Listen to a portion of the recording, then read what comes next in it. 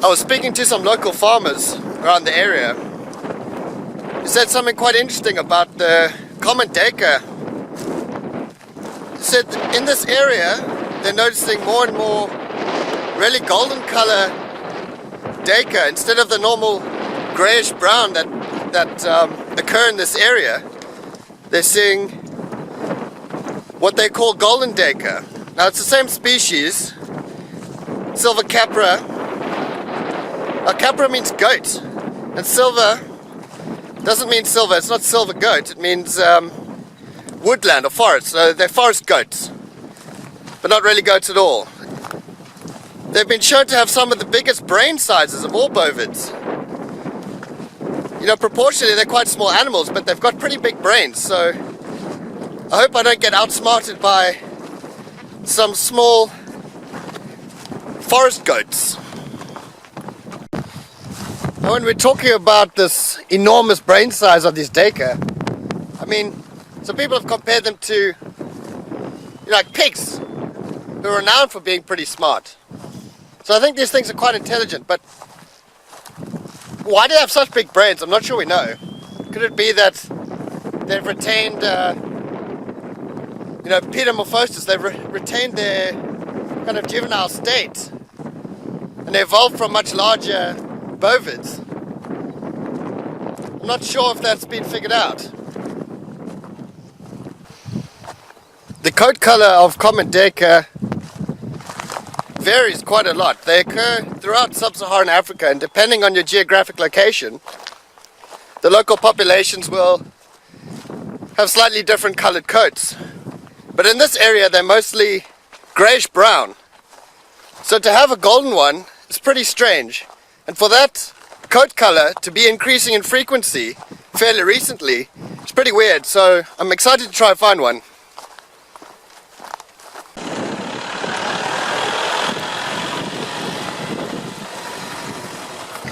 Well, those aren't grey duiker, but they're pretty interesting anyway. They're mountain reedbuck. They look pretty similar to grey reebok, but the males, the horns are a little bit more curved forward on the mountain reedbuck, and they have different mating rituals. I think we'll see some cool stuff now. Sexy time. So the male grey reebok doesn't usually lick the female's vulva as frequently or at all, but the mountain reedbuck seems to do it at every opportunity. Now, this is called a mating march. He licks her rump and her lady parts to get her in the mood. Let's see if it works. Should do.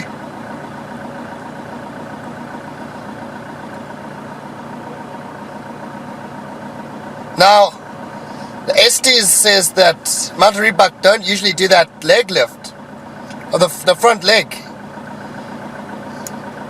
Says it's very rare, but there we go. It just happened.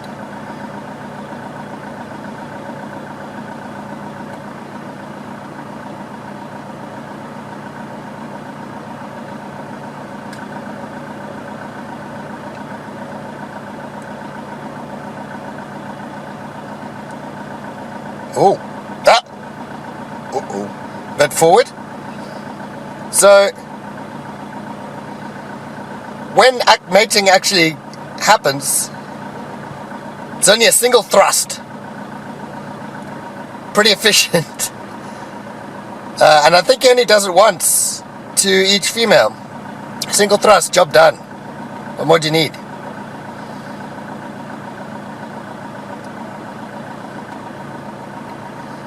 She's not keen.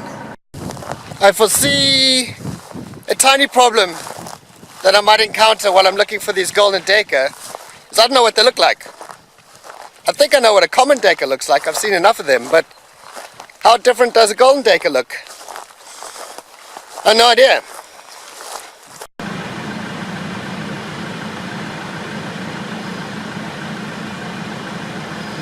There's some kudu cows. A bit big for what? It's long gone.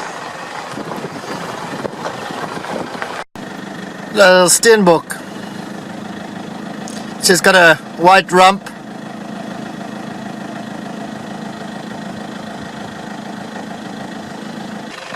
If you come across something in the road, it's not a tortoise. It's a big monitor. Watch the tail flick. He's puffing up, he's not happy. I don't want to annoy him too much.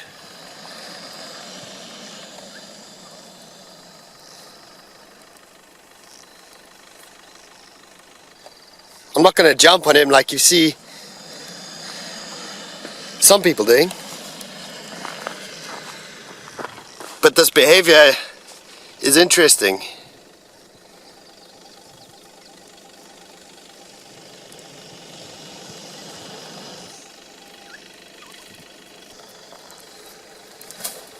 See the tail flick? It's a defensive maneuver, telling me not to come too close, and I won't.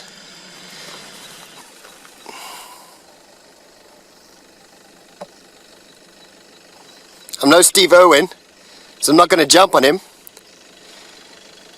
But Steve Irwin wasn't just a crazy character that tackled wildlife. He published quite a few technical articles on Australian goannas, also varanids.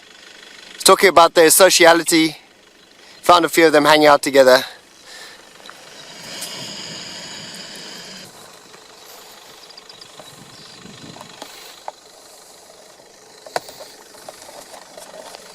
Just going to let him scuttle off into the bush and relax.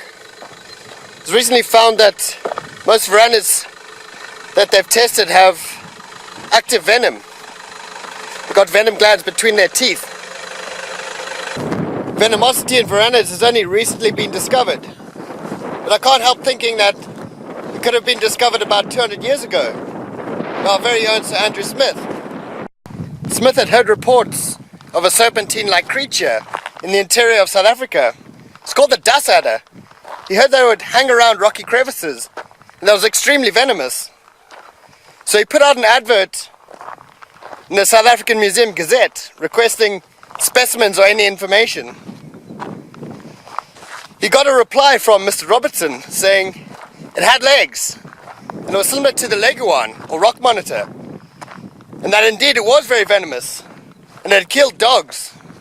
The revelation that it was like a lizard really interested Smith, because he didn't know of any venomosity in lizards. So he planned to collect some specimens and do some tests on them to see exactly how this venom worked and how bad it was. He didn't receive any specimens, and I don't know if he thought that because reports said that it looked like a rock monitor, but also that it had a color similar to a puff adder.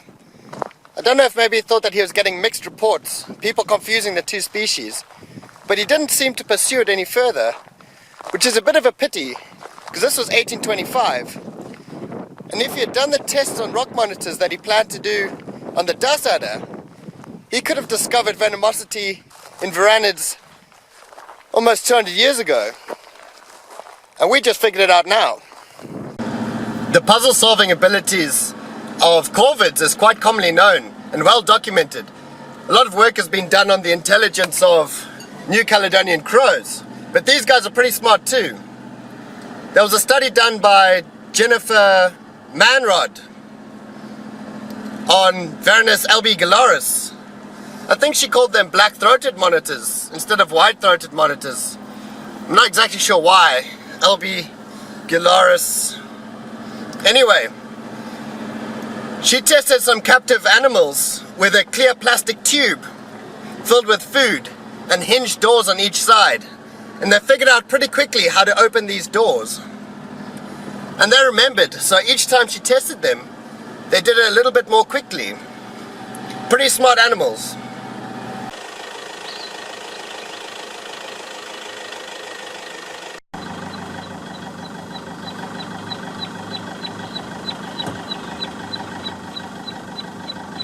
So that's a normal grey duiker.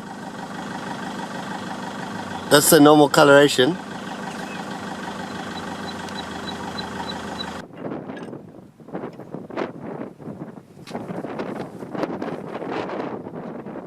But if I don't manage to see one during the day, we might have to extend the search into the evening. Forget golden duiker. You're gonna have to make do with silver goats. Check out these tiny ants. Just doing ant things. These small ones are all the same caste, but there's a bigger version. The big head. The same species, but it has a different job.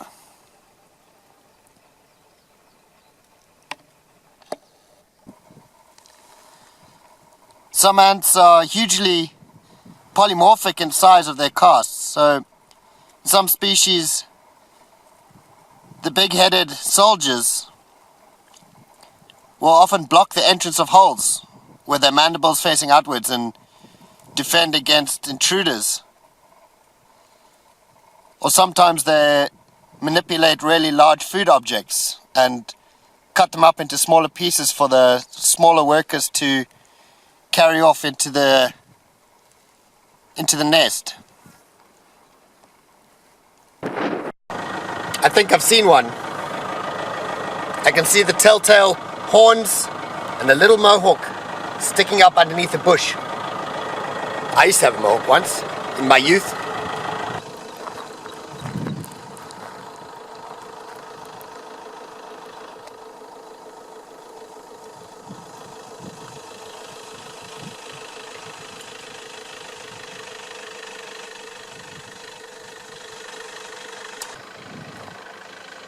Well, there it is. I'm not sure what to do now. Never had a documentary where I found what I was looking for.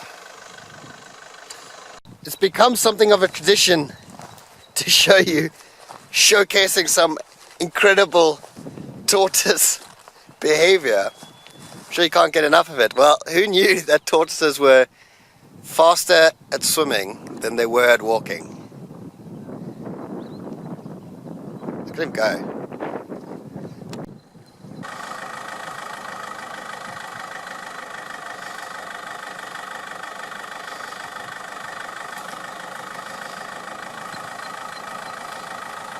Uh-oh, it's an attack!